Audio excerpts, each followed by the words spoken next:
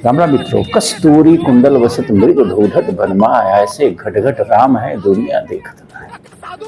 तो हमारे अंदर का जो कुंभ है, हमें उसकी तलाश करनी चाहिए। कुंभ जो प्रतीक है, त्रिवेणी पे, यहाँ जहाँ गंगा जमुना और सरस्वती का मिलन होता है, उसे कुंभ कहते हैं। जहाँ गंगा और जमुना तो साफ साफ दिखती है, जो आप कह सकते हैं कि शरीर और मन का प्रतीक है।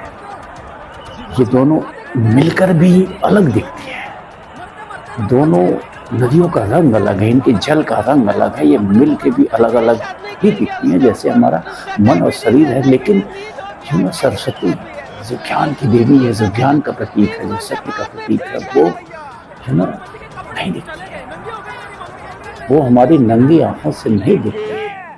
ठीक इसी तरह जो हमारा जो कुंभ है, जो हमारी त्रिवेणी है, वो हमारे अंदर है।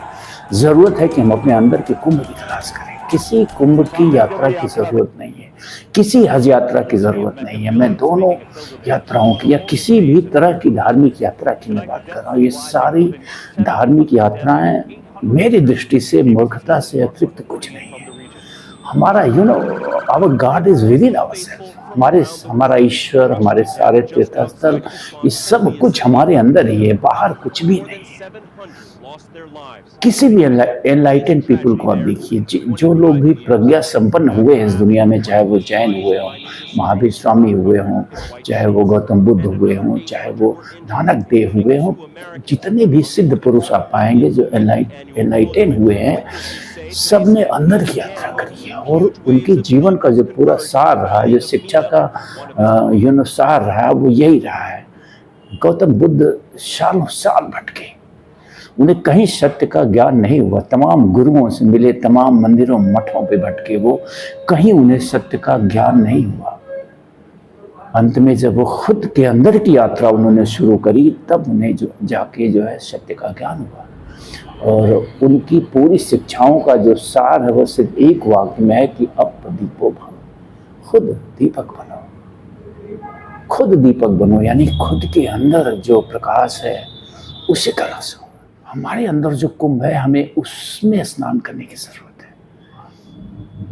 बाहर का कोई भी कुंभ किसी काम का नहीं है। इस कुंभ प्रयागराज में करोड़ों करोड़ों लोग पहुंचे हैं, और मैं देख रहा हूं जो लोग वापस वहां से आ रहे हैं ये अमृत स्नान करके, तथाकथित अमृत स्नान। इसे मैं व्यक्तिगत रूप से कहता हूं, मैं आपको आहत नहीं करना चाहता हूं, लेकिन मेरी जो व्यक्तिगत सोच है, एक भी व्यक्ति के चेहरे पे कहीं से कोई प्रसन्नता का भाव नहीं दिख रहा है। लोग थके हारे से दिख रहे हैं, भूखे प्यासे से दिख रहे हैं। तो ये साबित होता है कि कहीं कोई अमृत स्नान नहीं है। बाहर कोई अमृत स्नान हो ही नहीं सकता। अमृत की जो बूंदें हैं वो हमारे अंदर ही हैं। जब तक हम अपने अंदर के कुंभ को, अपने अंदर के हज को नहीं तलाशेंगे, उसकी धार्मिक यात्रा हम नहीं करेंगे, हमें कुछ भी हासिल नहीं होने वाला है। तो कहने का तात्पर्य है कि कब तक भेड़ बने रहेंगे हम। अगर इन धर्मों से, इन धार्मिक यात्राओं से जीवन में उन्नति होती तो आज हिंदुस्तान कितना उन्नत होता। हम कितने धार्मिक हैं, हमसे ज़्यादा धार्मिक दुनिया में आज कोई नहीं है। धर्म के नाम पे हम कुछ भी करने के लिए आमादा है, जो इस बात का सबूत है कि हमसे बड़ा धार्मिक इस संसार में कोई और प्रजाति नहीं है जितना धार्मिक हम हिंदू और मुसलमान हैं इस देश में। हम धर्म के नाम पे कत्ल तक करने को आमादा है, हम धर्म के नाम पे कुछ भी करने के लिए आमादा हैं।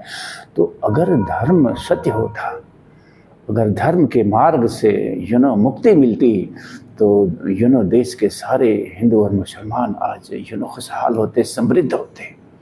लेकिन देश दिन ब दिन गरीब होता जा रहा है। भूखे नंगों की संख्या भारत में आज जितनी है पूरी दुनिया के किसी देश में नहीं है।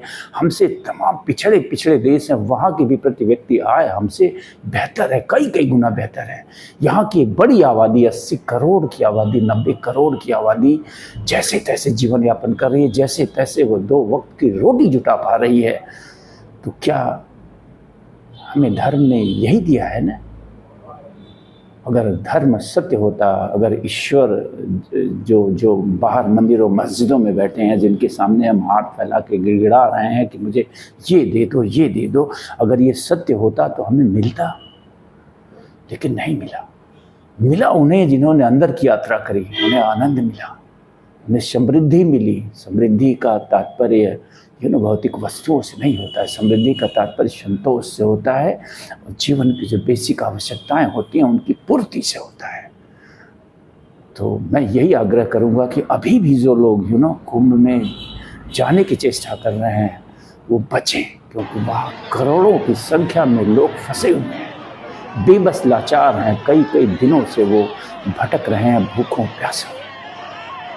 तो अपने अंदर के कुंभ को तलाशिए।